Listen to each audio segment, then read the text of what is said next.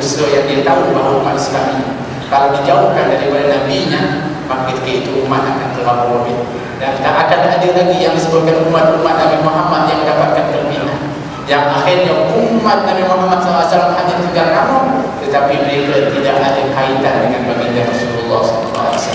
Maka hari ini lahirlah tokoh-tokoh yang mereka buat seperti tokoh-tokoh palsu yang telah pun diletakkan di dalam jiwa anak-anak kita dari kecil lagi, seperti yang Superman atau Man dan sebagainya, yang mana mereka gambarkan dengan kehebatan-kehebatan fizikal, dengan kehebatan-kehebatan daripada apa satu kuasa-kuasa yang sebenarnya ada pada baginda Rasulullah SAW. Nabi tubuhnya gagah, Nabi SAW mempunyai mukjizat yang cukup hebat. Bahkan kalau kata nak membelah dan sebagainya, bahkan bulan pun boleh dibelah oleh baginda Rasulullah SAW. Batu dipecahkan dengan tangan baginda Rasulullah SAW. Apa yang tidak hebat Nabi SAW, tetapi dikelabui hari ini oleh musuh-musuh Islam. Untuk umat Islam itu tidak kenal kepada Nabi-Nya, tetapi kenal kepada tokoh-tokoh yang lain dan hero-hero yang lain, supaya umat Islam bukan hero-nya adalah Nabi SAW, tetapi adalah perkara-perkara yang tahayul yang akhirnya menghanyutkan umat Islam jauh daripada baginda Rasulullah SAW. Mari tuan-tuan dan puan-puan, kita yang hadir tadi, untuk kita nak kembalikan supaya Nabi menjadi hero kita, menjadi role model di dalam kehidupan kita.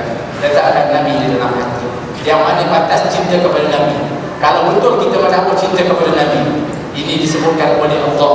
Cuba kita tengok sampai tak kita ini benar-benar cinta kepada baginda Rasulullah SAW. Kalau kita rasa kita sudah, dengar firman Allah Subhanahu wa taala. Allah berfirman, "Qul in kana aba'ukum wa abna'ukum wa Qul in kana aba'ukum wa abna'ukum wa ikhwanukum wa azwajukum wa ashiratukum wa amwalun iktaraftumuha wa tijaratun takhshawna kasadaha wa masakin tardawnaha ahabba ilaykum min Allahi wa rasulihi wa jihadin fi sabilihi fatarabbasu hatta ya'tiya Allahu bi amrihi."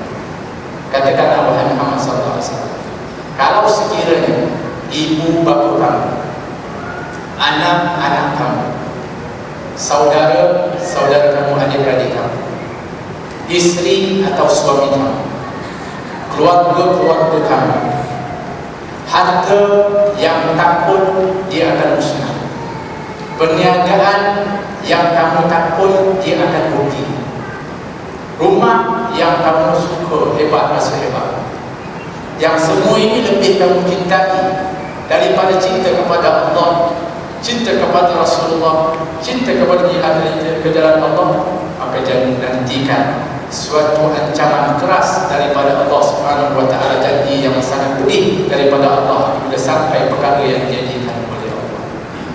Tanya kepada diri kita, agak-agak cinta kepada Nabi lebih tak daripada cinta kita kepada ibu bapa kita? Seperti mana dibuktikan oleh Sayyidina Abu Bakar As-Siddiq yang sanggup ketika itu, ketika membawa ayahnya Abu Quhafah ke hadapan Nabi SAW ketika mana Fathul Makkah, untuk mengucap dua kalimat syahadat. Nabi mengatakan, kenapa kau bawa dia? Patutnya aku pergi, dia lebih turun. Kata Sayyidina Abu Bakar, tak, dia mesti datang kepadamu ya Rasulullah. Apabila mengucap sahaja Abu Quhafah dua kalimat syahadat, maka menitislah air mata Sayyidina Abu Bakar As-Siddiq. Para sahabat mengatakan, ya Abu Bakar, kenapa kau menangis? Sepatutnya kau bergembira kerana ayahmu telah memeluk Islam. Dia mengatakan, aku menangis dan sedih kerana aku lebih suka kalau sekiranya yang mengucap syahadah itu adalah Abu Talib, kerana kalau Abu Talib yang mengucap syahadah akan menggembirakan hati baginda Rasulullah SAW. Sanggup tak kita seperti itu, cintanya kepada Nabi dan ingin untuk menggembirakan Nabi lebih dari segala-galanya? Cintakah kita kepada Nabi lebih daripada cinta kita kepada anak-anak kita perempuan? Pernah tak kita ketika anak kita kecil kita cerita tentang Nabi, tentang ketokohan kehebatan Nabi kepada anak? Pernah tak kita cerita dari kelebihan Nabi? Nabi tak pernah membuat semua hidupnya supaya anak kita rasa hebat Nabi kita. Pernah tak kita ceritakan bahawa tak ada binatang yang terbang yang hinggap kepada Nabi kita? Pernah tak kita ceritakan kepada anak kita bahawa buluh Nabi SAW seperti seperti minyak wangi sehingga kami perlu dijadikan minyak wangi oleh para sahabat akan isteri Nabi. Pernah tak kita ceritakan kepada anak-anak kita tentang mukjizat kehebatan Nabi? Sedang Nabi sendiri pun menceritakan kepada para sahabatnya sewaktu kecilnya baginda Rasulullah. Kalau tidak, bagaimana kita tahu bagaimana Nabi itu belah dadanya? Nabi yang menceritakan sendiri akan peristiwa itu, kerana Nabi nak supaya kita mengetahui akan kehidupan. Tak ada kehidupan yang paling sempurna yang dipelihara oleh Allah Subhanahu Wa Taala akan sejarah kehidupan itu kalau tidak ada seperti mana sejarah kehidupan baginda Rasulullah SAW. Sebab kerana segala kehidupan Nabi itu menjadi contoh kepada. Pernah tak kita cerita kepada anak kita bahawa Nabi daripada kecil sampailah wafatnya tak pernah berbohong walau sekali pun, supaya anak kita ni lahir dalam tubuh orang